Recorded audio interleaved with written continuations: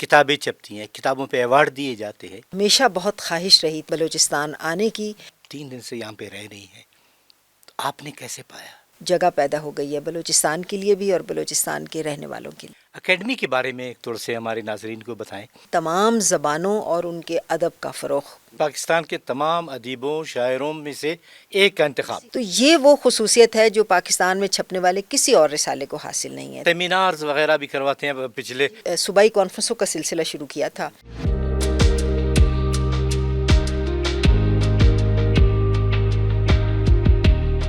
السلام علیکم. قیوم بیدار پروگرام عرف کی خوشبو میں. ناظرین، نظربان بلوچستان، ہم اس پروگرام میں نظربان بلوچستان کے ایسے ادبا شعراء دانشوروں کو بلاتے ہیں جو ادب کی بات کرتے ہیں. اس حوالے سے آج ہم نے اکیڈمی آف ادبیات کی chairperson professor doctor Najiba Arif صاحبہ کو زحمت دی ہے. خوش آمدید کہتے ہیں. بہت شکریہ ڈاکٹر صاحب. ڈاکٹر صاحبہ، آپ ہماری خوش قسمتی ہے کہ آپ کوئٹہ آئے ہوئے ہیں اور سردی کے موسم میں بھی، اور میرے خیال میں آپ کا پہلا ہی وزٹ ہے کہ آپ آئی ہیں. پہلے تو یہ بتائیں کوئٹے کو کیسے پایا، لوگوں کو، ادیبوں کو، شاعروں کو جن سے ملاقات کا شرف حاصل ہوا؟ ڈاکٹر صاحب، سب سے پہلے تو میں آپ کا شکریہ ادا کرتی ہوں اور نظربان کی ٹیم کا بھی شکریہ ادا کرتی ہوں جنہوں نے مجھے یہ موقع دیا کہ نظربان کے توسط سے میں بلوچستان کے اپنے پیارے ہم وطنوں سے مخاطب ہو سکوں. سچی بات تو یہ ہے کہ بلوچستان ہمیشہ سے میرے دل میں بستا ہے اور مجھے ہمیشہ بہت خواہش رہی تھی بلوچستان آنے کی اور یہاں کے عوام کو قریب سے دیکھنے کی. میں پچھلی مرتبہ 1 سال پہلے بھی میرا ایک مختصر سا چکر لگا تھا، لیکن وہ بہت ہی محدود نوعیت کا تھا، تو مجھے شہر میں گھومنے پھرنے کا موقع نہیں مل سکا اور نہ میں ادیبوں سے مل سکی، نہ شعراء سے مل سکی، نہ اپنے اہل قلم احباب سے مل سکی. تو اس اعتبار سے میرا ایک طرح سے پہلا دورہ ہی ہے بلوچستان کا، کوئٹہ کا. اور سچی بات یہ ہے کہ جب سے میں آئی ہوں 2 دن ہو گئے، مجھے ایسا لگتا ہے کہ بالکل کسی طرح کی اجنبیت میرے اور اہل بلوچستان کے درمیان نہیں ہے. جس خلوص سے مجھے بلوچستان کے لوگوں نے میری مہمانداری کی ہے، مجھے نوازا ہے اپنی محبت سے، عزت سے، اس نے میرے دل میں اور زیادہ اپنی جگہ بنائی ہے. یہ جگہ پہلے بھی بہت وسیع تھی، کشادہ تھی، اور میں سمجھتی ہوں کہ بلوچستان کے لوگوں سے مل کر، ادیبوں سے مل کر، ہر زبان کے نمائندہ ادیبوں سے میری خوش قسمتی ہے کہ میری ملاقات ہوئی ہے.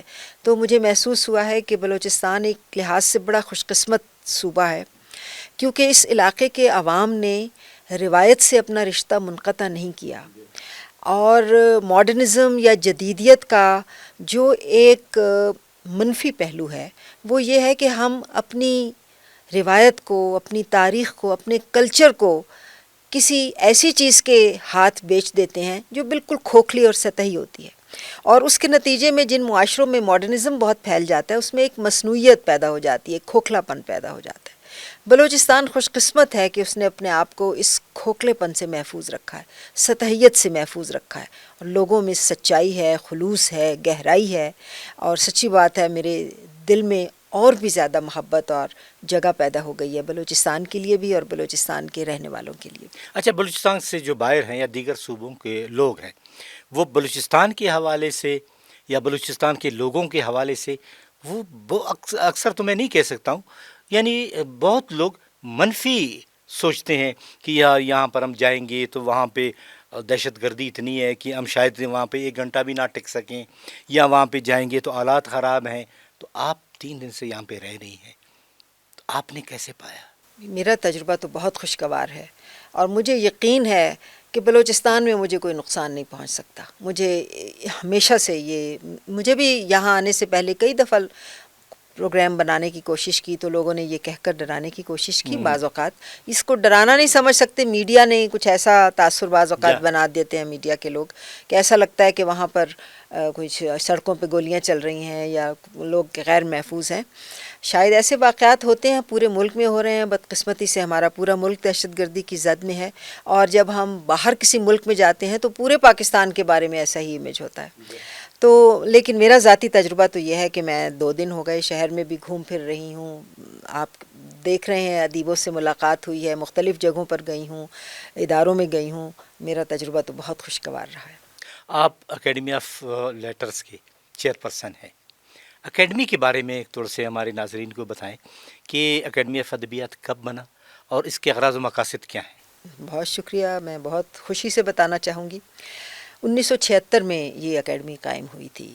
اگلے سال اس کے قیام کو 50 برس ہو جائیں گے۔ صحیح۔ ہم انشاءاللہ اس کی گولڈن جوبلی بھی منائیں گے، نصف صدی ہو جی گئے۔ نصف صدی ہو جائے گی۔ تو اس اکیڈمی کے قیام کے 2 بنیادی مقاصد تھے۔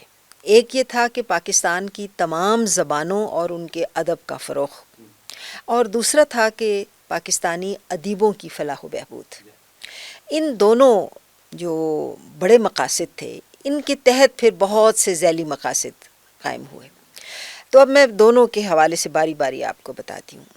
جہاں تک پاکستان کی تمام زبانوں اور ادب کے فروغ کی بات ہے، اس کے لیے ہم مختلف طرح کے اقدامات کرتے ہیں۔ کچھ اقدامات ایسے ہیں جو سلسلہ وار ہیں، مستقل نوعیت کے ہیں، ہر دور میں اکادمی میں وہ اقدامات اٹھائے جاتے رہے، اور کچھ یہ ہیں جو نئے شامل کیے جاتے ہیں، نئے خیالات آتے ہیں، انیشیٹوز آتے ہیں۔ مثال کے طور پر سب سے پہلا تو ہمارا ایک پہلو ہے پبلیکیشن کا، طباعت کا۔ ہم کتابیں شائع کرتے ہیں، رسالے شائع کرتے ہیں، ڈکشنریز، انسائکلوپیڈیاز، تراجم، یعنی اشاعتی پروگرام ہے۔ 9 جرنلز ہم سالانہ نکالتے ہیں اکادمی میں، اس میں اردو زبان کا جرنل بھی شامل ہے، ادبی رسالہ ادبیات کے نام سے، پھر بچوں کا ادبیات کے نام سے بچوں کا رسالہ ہے، ادبیات اطفال، اور وہ بھی سہمائی رسالہ ہے، 4 شمارے اس کے نکلتے ہیں۔ پھر باقی زبانوں کے لیے بھی ہم انگریزی میں ایک شمارہ ہے پاکستانی لٹریچر کے عنوان سے۔ ان شماروں کی خاص بات یہ ہے کہ یہ اگر خواہ وہ اردو میں ہوں یا انگریزی میں ہوں، ان میں صرف اردو یا انگریزی ادب نہیں چھپتا، بلکہ پاکستان کی تمام زبانوں کا ادب اردو یا انگریزی ترجمے کی صورت میں شائع ہوتا ہے۔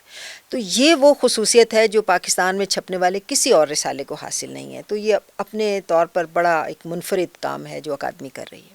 اسی طرح ہم مختلف زبانوں سے، بین الاقوامی زبانوں سے، اردو یا پاکستانی زبانوں میں، اور پاکستانی زبانوں سے بین الاقوامی زبانوں میں تراجم شائع کرتے ہیں، انسائکلوپیڈیاز۔ اب تک 600 سے زیادہ کتابیں ہم شائع کر چکے ہیں، جن میں ٹرانسلیشنز بھی شامل ہیں، دیگر کتابیں بھی شامل ہیں۔ دوسرا ہمارا میجر کام ہے پروگراموں کا انعقاد، ادبی پروگراموں کا۔ اس میں انٹرنیشنل اہل قلم کانفرنسیں ہوتی ہیں، قومی سطح کی اہل قلم کانفرنسیں ہوتی ہیں، پھر قومی سطح کے سیمینار، سمپوزیم، کانفرنس، توسیعی خطبات ہوتے ہیں، ایکسٹینسو لیکچرز، پھر ہمارے جو ہفتہ وار پروگرام ہے۔ اہل قلم سے ملیے ہمارا ایک بہت مقبول پروگرام ہے، جس میں ہم نمایاں ادیبوں اور شاعروں کے ساتھ ایک مخصوص پروگرام رکھتے ہیں، جس میں ان کی زندگی اور ان کے فن کے بارے میں بات ہوتی ہے۔ ابھی 2 سال پہلے جب میں اکادمی آئی تو میں نے ایک انیشیٹو لیا، میں نے سوچا کہ ہمارے پاس، ہمارے ملک میں ایسی سپیسز کی کمی ہے جہاں لوگ بیٹھ کر اپنے دل کی بات کہہ سکیں، کوئی ایسا پلیٹ فارم نہیں ہے جہاں آزادانہ مکالمہ ہو سکے۔ تو میں نے ایک ہفتہ وار پروگرام شروع کیا جس کا عنوان ہے چائے، باتیں اور کتابیں، اور یہ پروگرام ہر بدھ کو اکادمی ادبیات کے اسلام آباد دفتر میں 4 سے 5:30 تک جس کا وقت بھی طے شدہ ہے اور دن بھی طے شدہ ہے، یعنی چائے، باتیں اور کتابیں۔ اور اس کا کوئی سٹرکچر نہیں ہے، کوئی پہلے سے طے شدہ پروگرام نہیں ہے، اس میں نہ کوئی صدارت کرتا ہے، نہ کوئی نظامت کرتا ہے، یعنی گپ شپ ہوتی ہے۔ لوگ آتے ہیں اور بیٹھ کر ادبی موضوعات پر باتیں کرتے ہیں۔ یہ ہے کہ ادبی یا فن سے متعلق، بعض اوقات تھیٹر کے لوگ آتے ہیں، موسیقی سے لوگ آتے ہیں، مصوری کے لوگ آ جاتے ہیں، وہ مختلف فنون کے حوالے سے بھی تبادلہ خیال کرتے ہیں، لیکن علمی اور ادبی گفتگو ہوتی ہے۔ تو یہ پروگرام بہت مقبول ہوا ہے، 60 سے زیادہ اس کی نشستیں ہو چکی ہیں اب تک، اور پچھلے ہفتے سے یہ پروگرام اب ہم نے لاہور میں بھی شروع کر دیا ہے۔ تو پچھلے ہفتے 12 نومبر کو پہلا لاہور کا پروگرام بھی چائے، باتیں اور کتابیں کا اجلاس ہوا ہے۔ تو ہمیں امید ہے کہ اگر ہمارے پاس کچھ وسائل، افرادی قوت ہو تو ہم باقی شاخوں میں بھی یہ پروگرام شروع کرنا چاہتے ہیں۔ اس کے علاوہ پھر ہم جو ادب کے فروغ کے لیے کام ہیں، ان میں سے ایک بڑا کام ہے ایوارڈز دینا۔ ہم ہر سال 10 لاکھ روپے کا ایک کمال فن ایوارڈ دیتے ہیں۔ اسے یوں سمجھنا چاہیے کہ وہ پاکستان کا ادبی نوبل پرائز ہے، کیونکہ پاکستان کا سب سے بڑا ادبی انعام ہے، اور یہ لائف ٹائم اچیومنٹ ایوارڈ ہے، یعنی پاکستان کے تمام ادیبوں، شاعروں میں سے ایک کا انتخاب، کسی ایک کو، کسی ایک کو جو کسی بھی زبان کا ہو لیکن اتنا بڑا ہو کہ پاکستان کی نمائندگی پورے پاکستان کی کرے، تو اس کے لیے ہم ہر سال یہ کمال فن ایوارڈ دیتے ہیں۔ اس کے علاوہ ہم 22 بلکہ اب تو 23 ہو گئے ہیں نیشنل قومی ادبی ایوارڈ دیتے ہیں، نیشنل لٹریری ایوارڈز۔ یہ مختلف زبانوں کے 9 زبانوں کے نظم اور نثر کی بہترین کتاب پر دیے جاتے ہیں۔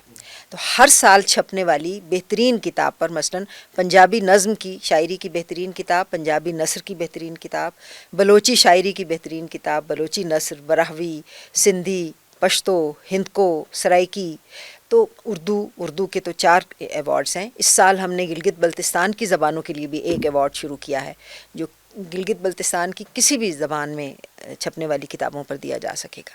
تو ایک یہ ہمارا سلسلہ ہے۔ اس کے علاوہ ہم ڈاکٹر صاحب رائٹرز کو سہولت فراہم کرتے ہیں۔ وہ سہولتیں فراہم کرنے کے مختلف طریقے ہیں۔ ایک طریقہ تو یہ ہے کہ ہمارے پاس مختلف سپیسز ہیں۔ ہمارے پاس ایک فیض احمد فیض آڈیٹوریم ہے جس میں 400 لوگوں کے بیٹھنے کی گنجائش ہے۔ ہمارے پاس ایک کانفرنس ہال ہے جس میں 120 لوگوں کے بیٹھنے کی گنجائش ہے۔ ہمارے پاس کمیٹی رومز ہے جس میں 40، 50، 30 لوگوں کے بیٹھنے کی گنجائش ہے۔ ابھی ہم نے حال ہی میں ایک نیا میوزیم بنایا ہے جس کا نام ہے literary museum of Pakistani languages. اس میں پاکستان کی 74 زبانوں کے بارے میں معلومات جمع کی گئی ہیں، ڈسپلے کی گئی ہیں، اور اس کے ساتھ ساتھ ایک گوشہ بنایا گیا ہے جہاں لوگ بیٹھ کر بات چیت کر سکیں، گفتگو کر سکیں۔ پھر ہمارے پاس رائٹرز ہاؤس کے نام سے ایک فیسیلیٹی ہے، یہ ایک گیسٹ ہاؤس ہے جس میں ہم بالکل رعایتی نرخوں پر ادیبوں اور شاعروں کے قیام کا بندوبست کرتے ہیں۔ تو ہمارا جو اسلام آباد کا رائٹرز ہاؤس ہے اس میں 10 کمرے ہیں، اور وہ ہم ملک بھر سے آنے والے ادیبوں اور شاعروں کو بہت ہی برائے نام کرائے پر مہیا کرتے ہیں۔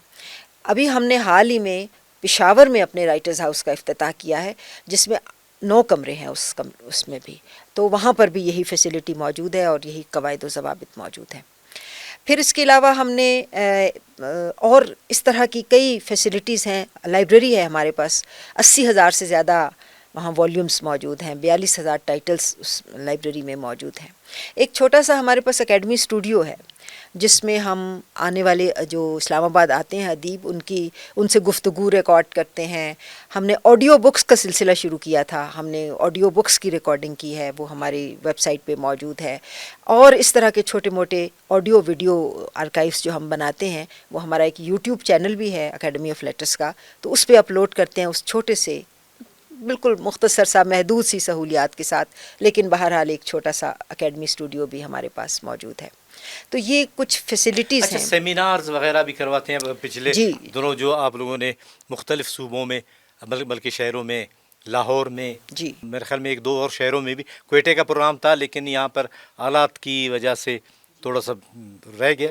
جی، پروگرام ہم ہر طرح کے کرواتے ہیں، جیسا میں نے عرض کیا، میں نے ہی یہ صوبائی کانفرنسوں کا سلسلہ شروع کیا تھا، تو اس کی پہلی کانفرنس کراچی میں ہوئی، پھر دوسری پشاور میں ہوئی، پھر سکردو میں ہوئی، پھر کشمیر میں ہوئی، کوئٹہ اور لاہور میں ابھی ہونا باقی ہے۔ انشاءاللہ جلد یہ دونوں شہر بھی ان کانفرنسوں میں ہم ان کو شامل کریں گے۔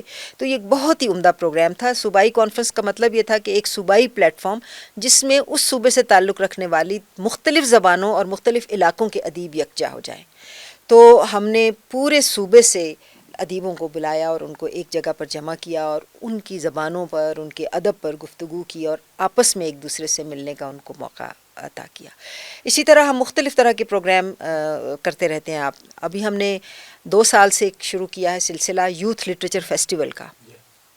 ہر سال اگست کے مہینے میں ہم کرتے ہیں، پورے ملک سے اخبار میں اشتہار دے کے نوجوانوں کو بلاتے ہیں۔ 3 دن کا پہلے دفعہ ہوا، دوسری دفعہ 2 دن کا ہوا، 5 ورکشاپس کرواتے ہیں۔ ان ورکشاپس کے علاوہ تمام سینئر ادیبوں سے نوجوانوں کی ملاقات کرواتے ہیں، ان کو کہیں اداروں میں لے کر جاتے ہیں، اس طرح ان کو ایک ایکسپوجر، ایک موقع فراہم کرتے ہیں کہ وہ اسلام آباد کی علمی اور ادبی فضا سے اپنے آپ کو مانوس کر سکیں۔ ایک اور انیشیٹو جو ہم نے لیا ہے، اس سال سے شروع کیا 2025 میں، وہ تھا بین الصوبائی ریزیڈنسی پروگرام، بین الصوبائی اقامتی منصوبہ۔ اس میں بھی ہم نے اشتہار کے ذریعے ہر صوبے سے 4 ادیبوں کو مدعو کیا۔ پہلے سال ہم نے 40 سال تک کی عمر کے ادیبوں کو مدعو کیا۔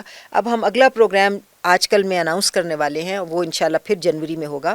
اس میں ہم نے عمر کی حد بڑھا کر 50 سال کر دی، کیونکہ درمیانی عمر کے ادیبوں نے بہت شکایت کی کہ کچھ ادیب تو سینئرز میں کی زد میں آ جاتے ہیں، صف میں شامل ہو جاتے ہیں، کچھ جونیئرز میں تو ہم رہ جاتے ہیں. تو اس دفعہ ہم نے 50 سال کی عمر تک کے ادیبوں کو بلانے کا پروگرام بنایا ہے، اور یہ اشتہار جلدی آ جائے گا. تو اشتہار کے ذریعے بلانے کا مقصد یہ ہوتا ہے کہ ٹرانسپیرنسی رہے. ایسا نہ ہو کہ ہم جن کو جانتے ہیں یا جو ہماری پسند کے لوگ ہیں ان کو بلا لیں. اوپن ایک دعوت نامہ ہے، عام دعوت ہے. جو بھی اشتہار کے ذریعے ہمیں جواب دے گا، اپلائی کرے گا، ہم ادیبوں کی ایک کمیٹی بناتے ہیں، وہ اس میں سے سلیکٹ کرتے ہیں، اور بڑا کڑا مقابلہ ہوتا ہے. اور وہ 10 دن ہمارے پاس رہتے ہیں.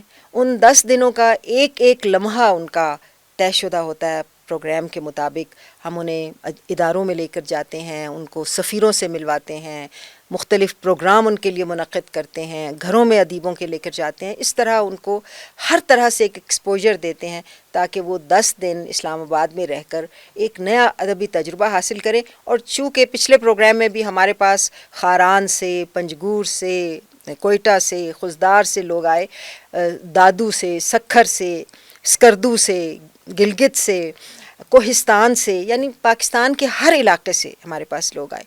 اور وہ اب ہمیں لگتا ہے کہ وہ ہمارے خاندان کا فرد بن گئے ہیں. ان کو خود بھی ایسا ہی محسوس ہوتا ہے. 10 دن وہ ایک دن رات ایک دوسرے کے ساتھ رہے اور ہم بھی ان کے ساتھ رہے.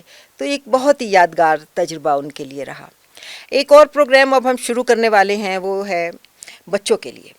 یوتھ انگیجمنٹ کے لیے ہم نے کافی کام کیا ہے. ہم یونیورسٹیوں میں جاتے ہیں، ڈیلیگیشنز آتے ہیں ہمارے پاس، ہم اپنا وزٹ کراتے ہیں. بچوں کے لیے اب ہم نے سوچا ہے اگلے 2026 سے ہم شروع کر رہے ہیں، جنوری سے، کہ ہم ہر ہفتے کسی ایک سرکاری اسکول میں جائیں گے، اپنے ساتھ ایک کہانی گو کو لے کر جائیں گے، اور وہ 1 گھنٹہ بچوں کو کہانی سنائے.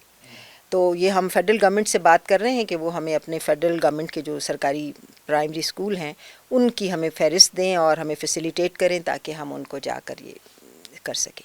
اسی طرح نوجوانوں کے لیے ہم نے وی لاگ کا ایک سلسلہ شروع کر رہا ہے کہ ہم نوجوانوں سے یہ میں کہہ بھی رہی ہوں جو سن رہے ہیں کہ وہ 5 منٹ یا اس سے کم دورانیے کا اپنا کوئی تخلیقی کام، یعنی کریٹیو رائٹنگ کوئی پڑھ کر ایک وی لاگ بنا کر ہمیں بھیجیں.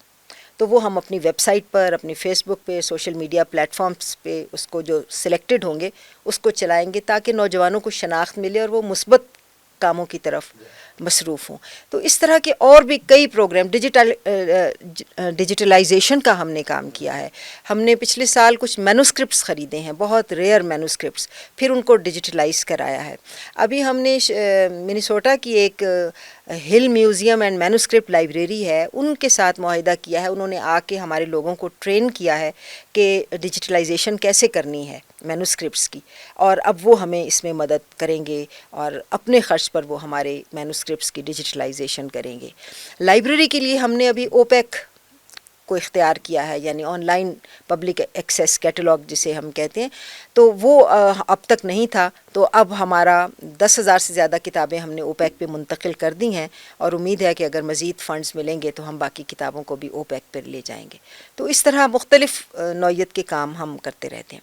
اس کے علاوہ ڈاکٹر صاحب یہ تو وہ کام تھے جو ہم ادب اور زبان کے فروغ کے لیے کر رہے ہیں. ایک اور ہماری ذمہ داری ہے، وہ ہے بین الاقوامی سطح پر پاکستانی ادب کو پروموٹ کرنا، اس کو پہنچانا، اس کو منتقل کرنا ان زبانوں میں. تو ہمارے مختلف ملکوں کے ساتھ ایم او یوز ہیں، باہمی مفاہمت کی یادداشتوں پر ہم نے دستخط کر رکھے ہیں ادبی اداروں کے ساتھ. ان کے ساتھ مل کر ہم مختلف، مثلا چائنا کے 2 اداروں کے ساتھ ہمارے ایم او یو سائن ہوئے ہیں. چائنا کے ساتھ ایک ایم او یو کے تحت ہم ہر سال 10 کتابیں شائع کرتے ہیں، 5 وہ ہماری اپنی زبان میں ترجمہ کرتے ہیں، 5 ہم ان کی اردو میں ترجمہ کرتے ہیں. تو یہ 5 سال کا معاہدہ ہے. اسی طرح آذربائیجان کے ساتھ ہے، ویتنام کے ساتھ ہے.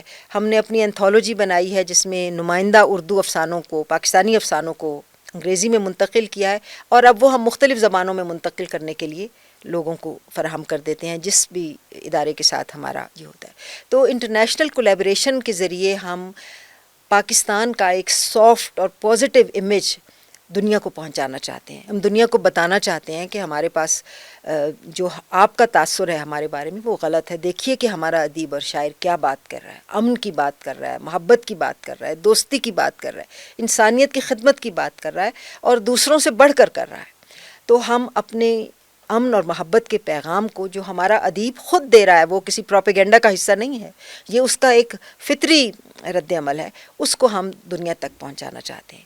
تو انٹرنیشنل کولیبریشن، پھر ہم بین الصوبائی جو رابطہ ہے اس کو بھی بہت مضبوط کرنا چاہتے ہیں. ایک دو باتوں کا تو ابھی میں نے ذکر کر دیا، اقامتی منصوبے کا بھی، بین الصوبائی یہ صوبائی کانفرنسوں کا بھی. اس کے علاوہ بھی ہم مختلف زبانوں کے لوگوں کو بلاتے ہیں، ان کے ساتھ پروگرام بھی کرتے ہیں، ان کے تراجم کو بھی چھاپتے ہیں، اور کوشش کرتے ہیں کہ جو بھی ہماری میٹنگ ہو، جو بھی ہمارا، اس میں ہر زبان کے اور ہر صوبے کے لوگوں کو نمائندگی دی جائے. تو یہ بھی ہمارا ایک بہت اہم میرا خیال ہے حصہ ہے ہمارے. اور آخری سوال کہ جو معذور اور نادار جو ادبا ہے، شعراء ہے، عمر کی وسعت تک پہنچ گئے، ذرائع آمدنی نہیں ہے، ان کے لیے اعزازیہ کا بھی بندوبست کیا ہے آپ نے؟ بالکل، ان کے لیے بہت برسوں سے یہ ہے، اعزازیے کی رقم کم اور زیادہ ہوتی رہتی ہے. اس وقت ہم 13,000 روپے منتھلی کے ماہانہ کے حساب سے 1,000 لوگوں کو اعزازیہ فراہم کرتے ہیں. اور بعض اوقات کوئی میڈیکل ایمرجنسی ہوتی ہے، کوئی ایسی صورتحال عام طور پر طبی نوعیت کی ہوتی ہے اور زندگی اور موت کا مسئلہ ہو، تو ہم یکمشت بھی ادیبوں کو امداد دیتے ہیں. تو چونکہ یہ ایسی بات ہے، ہمارے ادیب اور ہمارے تمام لوگ بہت قابل احترام ہیں، ان کی عزت نفس پر بوجھ نہ آئے تو ہم اس بات کو بہت زیادہ اظہار نہیں کرتے اس کا پبلک فورمز پہ، لیکن یہ بالکل ہم ایسا کرتے ہیں. آپ کا بہت بہت شکریہ. اور باتیں تو اتنی ہے کہ اکیڈمی آف ادبیات کے حوالے سے، ادیبوں شاعروں کے حوالے سے باتیں بہت سی ہو سکتی ہیں، لیکن وقت کی قلت ہے. انشاءاللہ پھر کبھی کسی پروگرام میں. ناظرین، نظربان بلوچستان اور اس پلیٹ فارم سے ہماری کوشش ہوتی ہے کہ ہم اسی طرح کے پروگرام پیش کریں، محبتیں بڑھائیں، تاکہ جو ہمارے نوجوان ہیں، جو ہمارے ادبا ہیں، جو ہمارے شعراء ہیں، جو خواتین لکھاری ہیں، وہ سامنے آئیں، لکھیں، محبت کے جو پھول ہیں وہ پھیلائیں. اور یہ عرف کی خوشبو ہے، اس خوشبو کو جہاں تک ہو سکے پھیلائیں، تاکہ ہمارے صوبے میں، ہمارے ملک میں امن قائم ہو. اپنے میزبان قیوم بیدار کو اجازت دیجیے. اللہ حافظ.